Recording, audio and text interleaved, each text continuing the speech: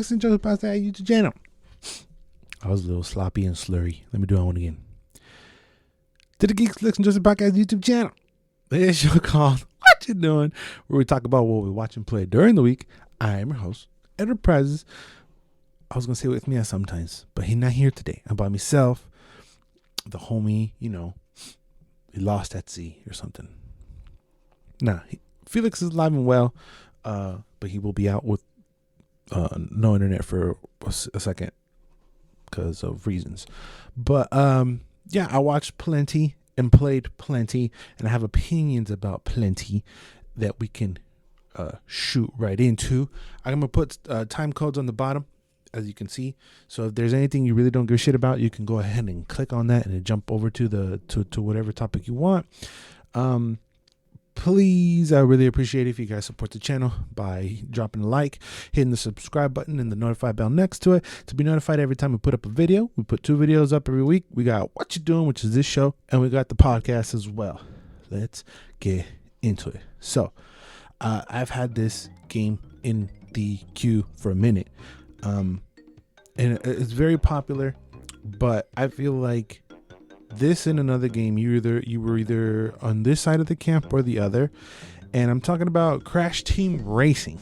So I really feel like growing up, you were either a Crash Team Racing guy or a Mario Kart guy.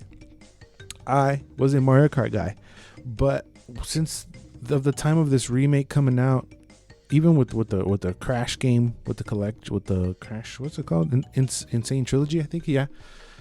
I was introduced.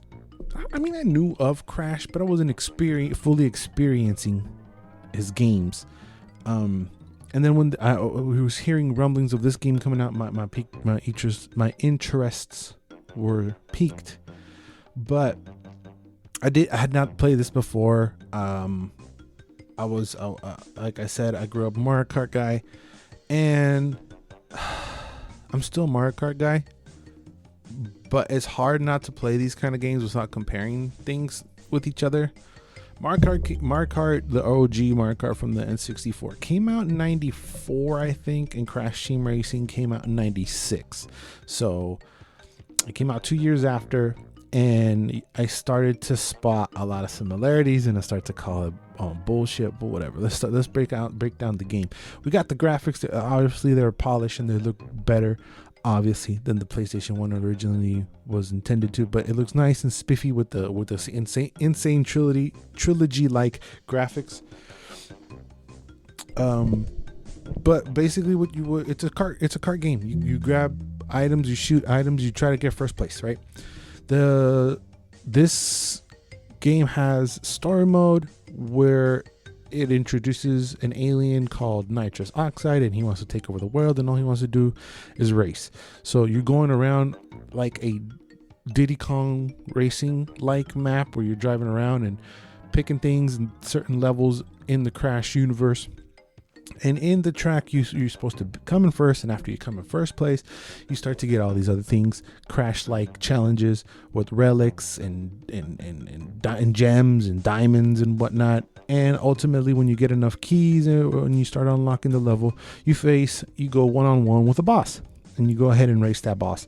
And as you're going down the line, you're starting to unlock hella characters. There's a bunch of characters you can unlock once you complete the story mode. After you completing the story mode, all you gotta do is race and get coins, and you head over to the pit shop and buy all that stuff. I'll circle back around to that in a second. So other than character unlock, you can customize your cart. In here I go comparing it. The characters that you choose to drive with don't really necessarily matter, or the cart or the parts, as they do in Mario Kart in the later games. But there are driving modes. You can adjust your stats to be faster, to be able to drift, or to whatever, be balanced, whatever you want to focus on. You can adjust and pick that style. And that is very, very important, as I came to learn later on. The main key to get down in this game, I feel like, is drifting. because the gameplay comparatively to Mario Kart, yes, there's some drifting, but I feel like the drifting in Mario Kart is easier and is more forgiving.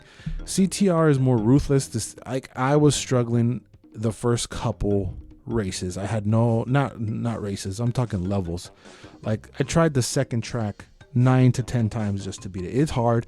I was like, fuck this game, but because I pay money for it, I was like, no, I'm gonna finish. And I kept at it, and like you do with everything in life, it started to get better. But this game is definitely faster. You're supposed to drift, and on the drift, you're supposed to kind of do like a Gears of War time clicky thingy, and you're supposed to click the right or whichever button you use, the drift button, and that gives you more boosts. It's very beneficial for you to know the layout of the track. And a big old tip for me as well when it comes to this game is when you're in the air, hold the drift button so you can start the drift once you come down. There's a bunch of tips and things, so it's way more technical than Mario Kart, I must say. Like I said, it's faster. The drifting is tough. I was playing on normal and I almost went down to easy. That's how hard it was. I remember the first time I played this with Anton, and he was like not into it at all. Like I said, we grew up Mario Kart guys. But once you're zooming around and hitting the corners and hitting the drifts and the boost, it feels like you're supposed to. It starts to feel good, you know. And once you adjust all those things, those stats, like I said, the style that suits you, I started kicking all the ass, and it starts to feel. You start to get into the feel of like, well, because because I lost so many times, I ended up learning the layout of of the track, so it was easier for like, all right, this is a turn, okay, hit the thing. So it's way more technical than Mario Kart.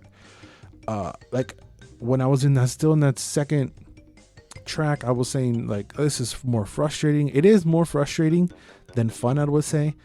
But once you start winning and get the feel of it, it comes a little bit more easier. I know that there's OGs that played from the PlayStation 1 who's like, you're crazy, you're dumb, blah, blah, blah, blah, blah. But like I said, they are CTRs from the beginning. I am a Mario Kart guy. So from one Mario Kart guy to another, it's a little tough to hop into CTR. But usually I get these kart games to play with more people. I feel like racing games by yourself are kind of dumb. But because it was so tough, nobody wanted to play with me near. So I was like, fuck it, I'll just beat the story mode, which I did. But yeah, because like I said, there was 2 years a gap between Mario Kart and CTR. I started to notice a handful of stages that look pretty similar to stuff I've seen in Mario Kart, especially. So it was inevitable for me to compare them. Also, this game was in a heap of controversy towards like middle way of its lifespan. You know, like it came out and they were saying the big deal was like there will be no microtransactions. You can get everything in game. Yada yada yada.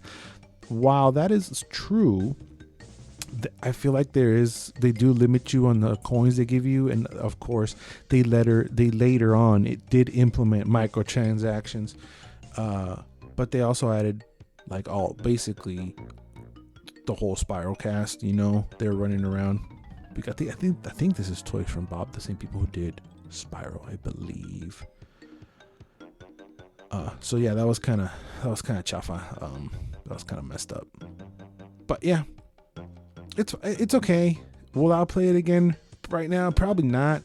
There's a whole bunch of things I didn't do, the time attack and all those other things. It's just replaying the same levels, trying to get a better lap time and that kind of stuff. I was like, I'll just beat the story mode, which it did take me a while.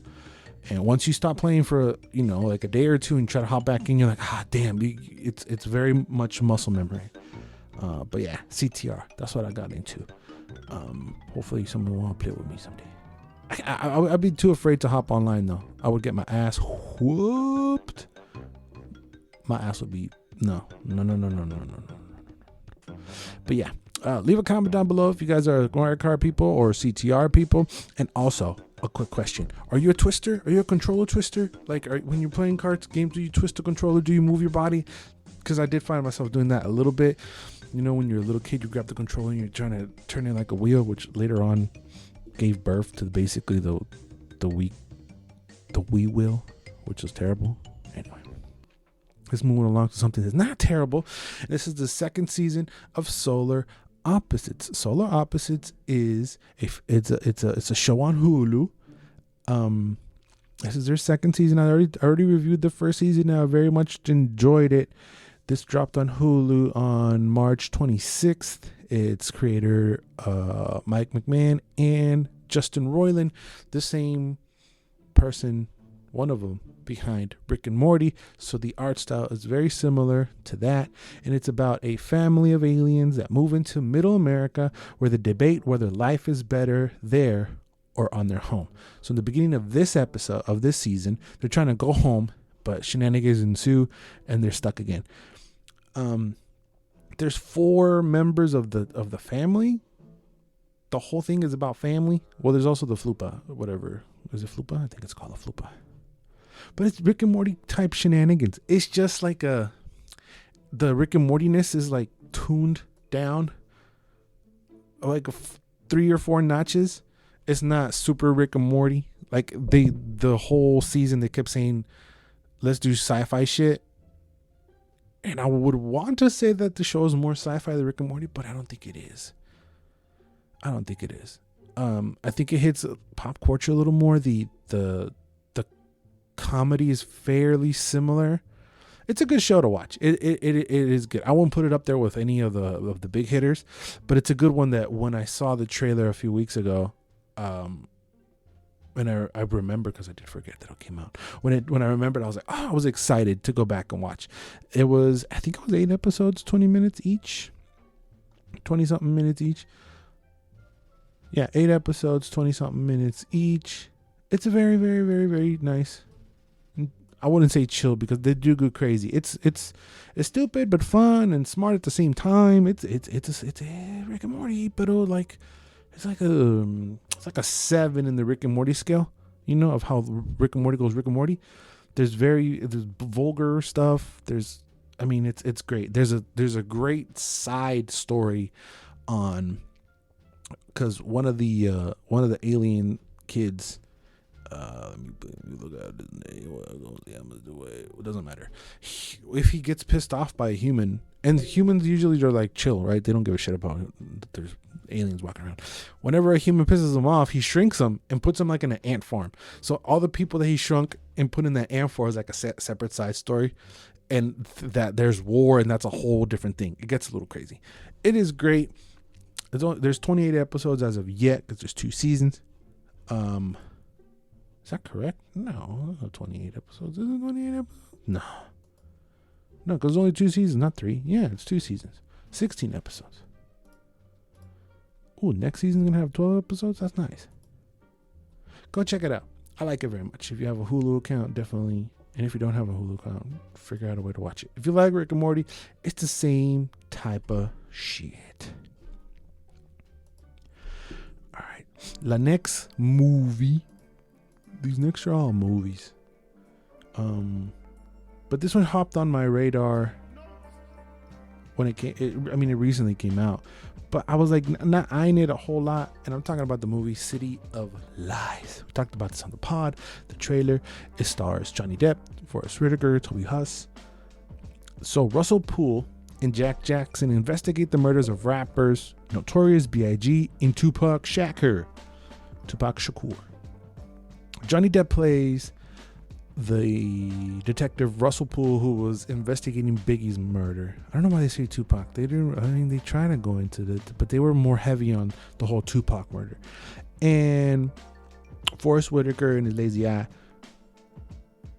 plays Jack Jackson, who is a journalist and is trying to find out the truth today, right? And the whole movie goes back and forth when Johnny Depp's character, I guess he's a real person. Well, Detective Poole was how he started, how he got involved in the case. There's a lot of back and forth. Side note, I think, I would like to say, no, challenge, question. I think Johnny Depp is the best person for prosthetics. Does that make sense or not? Because he looks old, and I think he's wearing a fat suit or something, or he's got a little gut. I don't know what he looks like in real life if he's carrying that much, like a pot belly. But he's got prosthetics to look old, and it doesn't look fucked up, which is, I don't know if it's a good thing or not, because it looks like he's older. And also in like the Whitey Bulger movie, he carried the prosthetics okay in that one as well. Edward Scissorhands with the glue on his face, amongst other things. I feel like Johnny Depp has the best prosthetics face. Doesn't that make sense? Am I tripping? Comment down below who y'all think is the best prosthetic face. Back to this movie. Obviously, if you don't care about either of these rappers, which I do, you might not give a shit about this movie, and that's fair. But it covers, no pun intended, all the detective terms that you can think of: cover up, corruption, suspects, dirty cops, gang on gang violence, anything that you can think of, any word that's associated with detective is in this movie.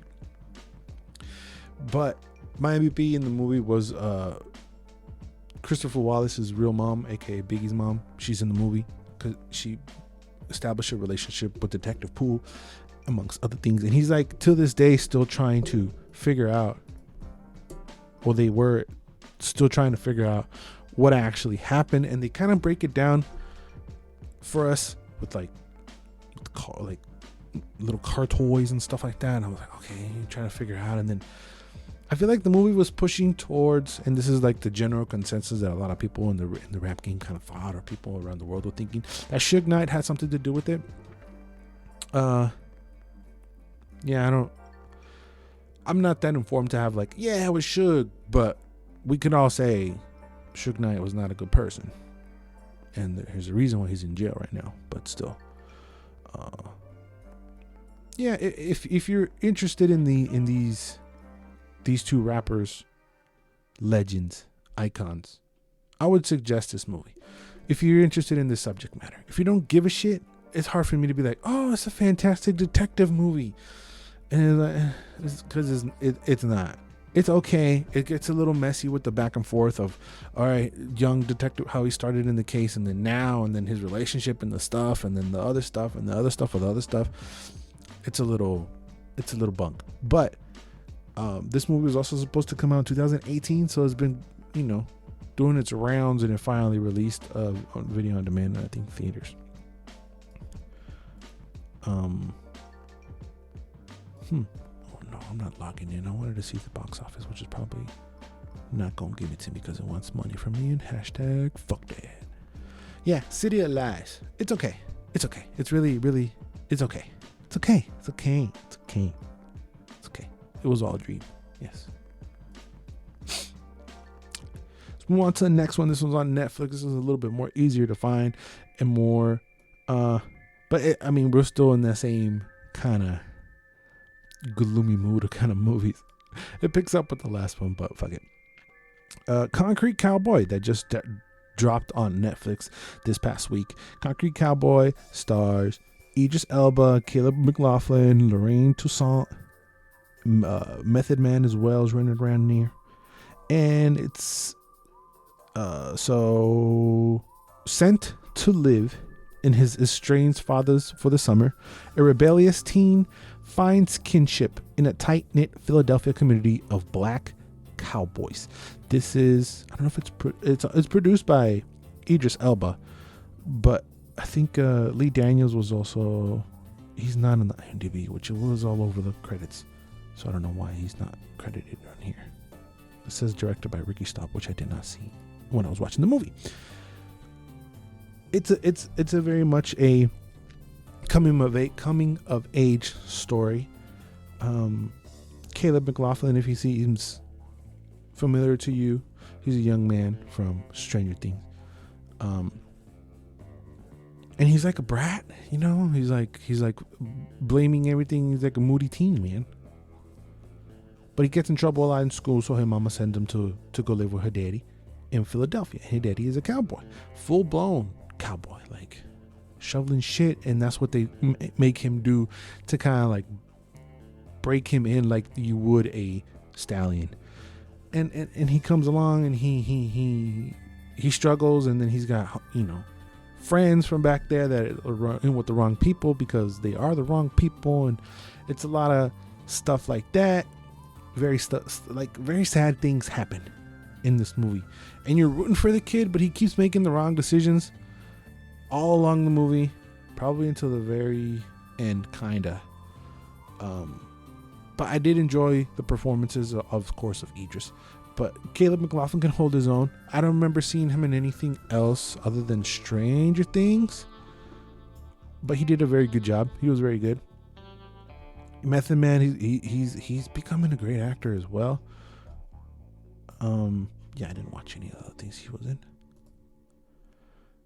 Like, the acting I thought was great.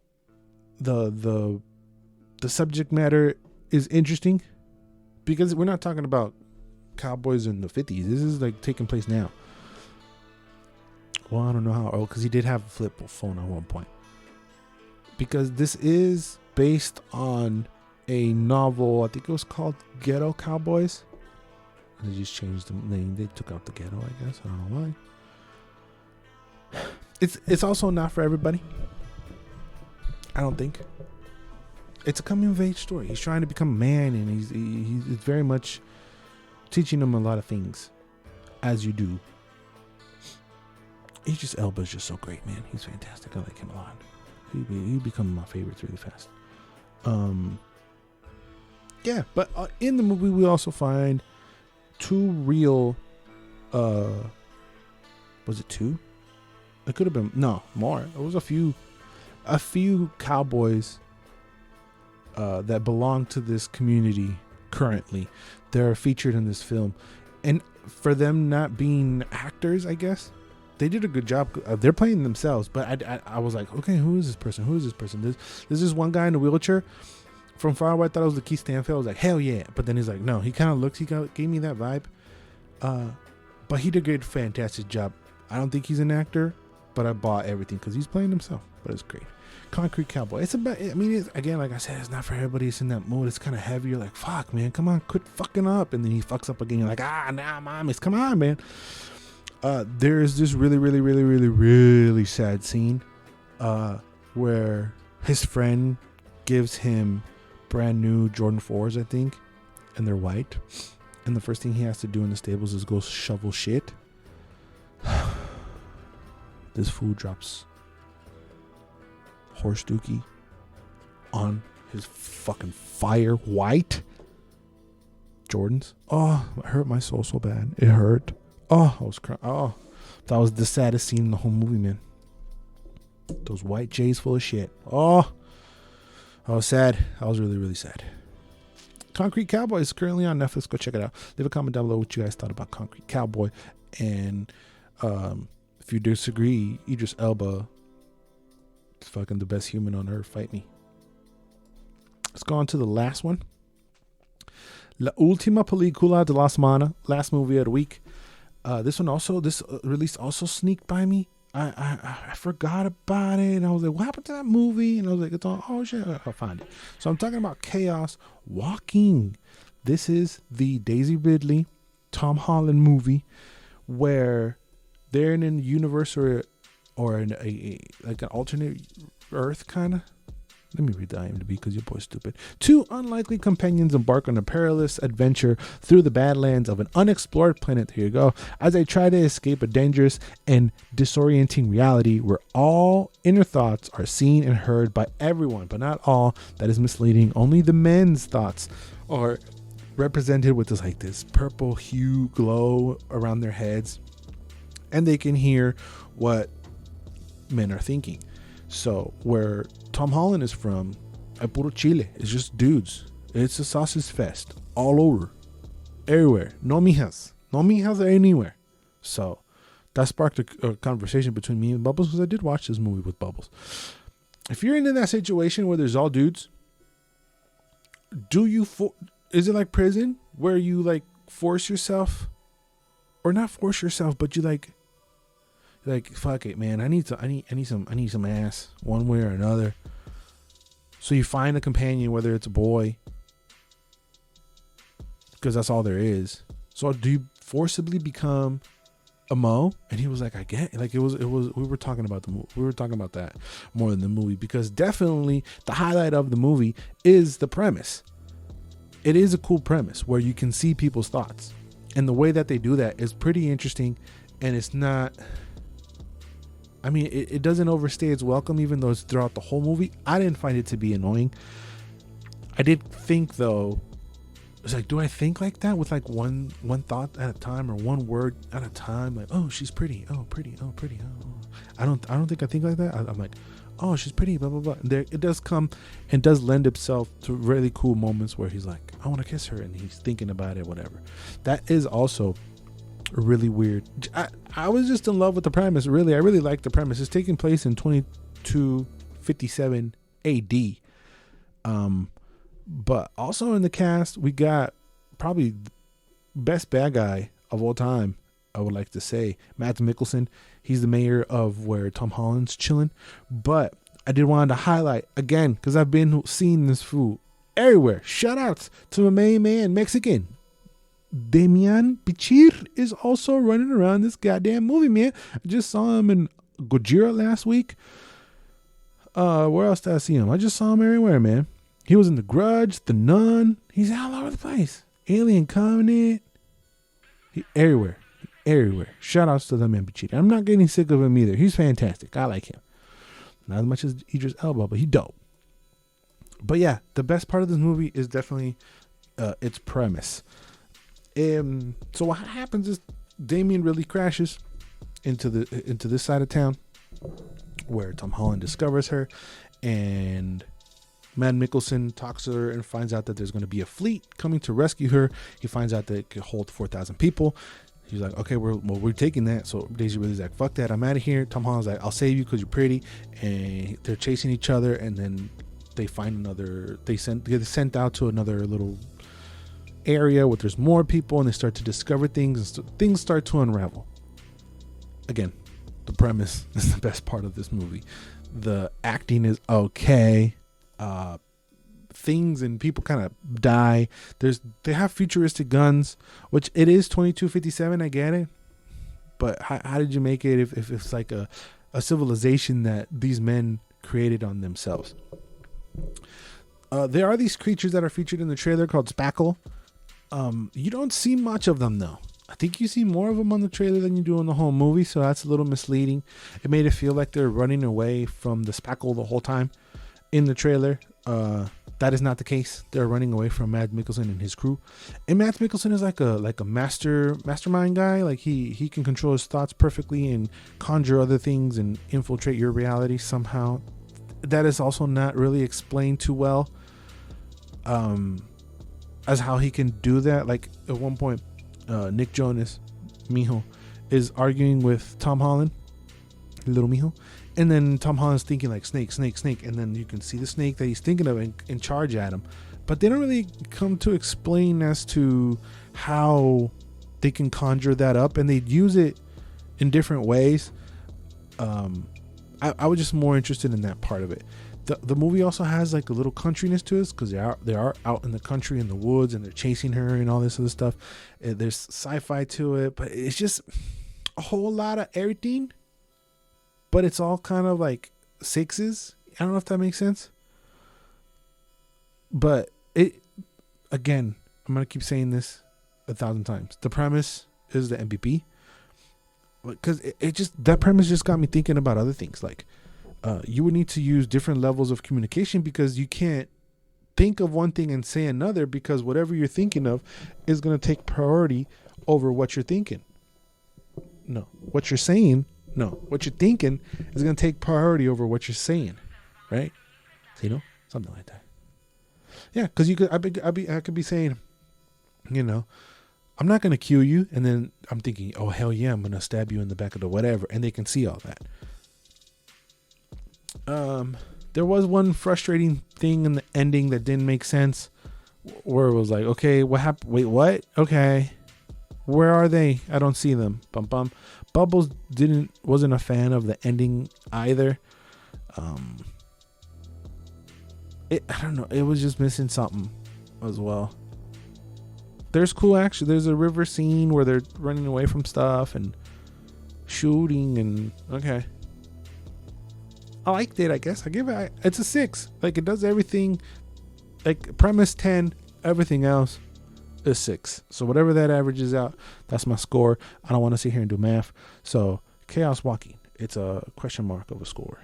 Nah, I give it like a 6.7. 7 feels like too much. Let's give it a 6.5. 6.5 out of 10. Chaos Walking. I feel like the studio was planning for this to be way bigger. And it kind of fell flat. You know what I'm saying? Because even the poster reminds me of Passengers with J-Law and Body Goals Chris Pratt. I didn't even see that movie, but it felt like that also fell flat. And I kinda have the same vibes and feeling with this movie, where the premise is the star. So I won't go full Jupiter's Ascending of this like super mega caca, because it's not caca. It's interesting. But also Felix reviewed this initially and I shouted it out because it's kind of similar with monsters and whatever. Love and Monsters on Netflix is really good. I like that better than this one, you know. So maybe go watch that. Go watch both. Do whatever you want. I ain't the boss of you. You can't read my thoughts. But if you could read my thoughts, you know what to say? Please leave a like downstairs. Please leave a like. I hate myself because that shit was so beautiful. Leave a comment down below what you thought about all these movies that I've been watching. Leave a comment down below if I need a partner or I can keep rocking these solo. Leave a comment down below if you love me, because I you. Also, it would be really nice if you guys subscribe, share, do everything. You know, do everything for me. It'd be nice. Nah, I really enjoy the support I'm getting from the show. Also, recently, there is a Facebook page now up, Geeks, Flicks, and Joysticks. I'm using it kind of as like a behind the scenes kind of. I'll be posting the news we're going to talk about on the podcast. Also clips, also everything is going to be on there as well. It's Geeks, Flicks, and Joysticks on the Facebooks. You can follow me at Enterprises, PAURAZAS on the Instagrams and the Facebook. Follow my ghostly friend who hopefully gets internet by next week, Jafel91. And Yumi, hopefully we get Bubbles back. My missing little Bubble. He is the glitter to the show. We get him back this week. That would also be up. Go check that out whenever you watch this. And don't forget that always and forever, you do you. Bye. Pop, gotta do everything on time. I love you. Yumi, I love you.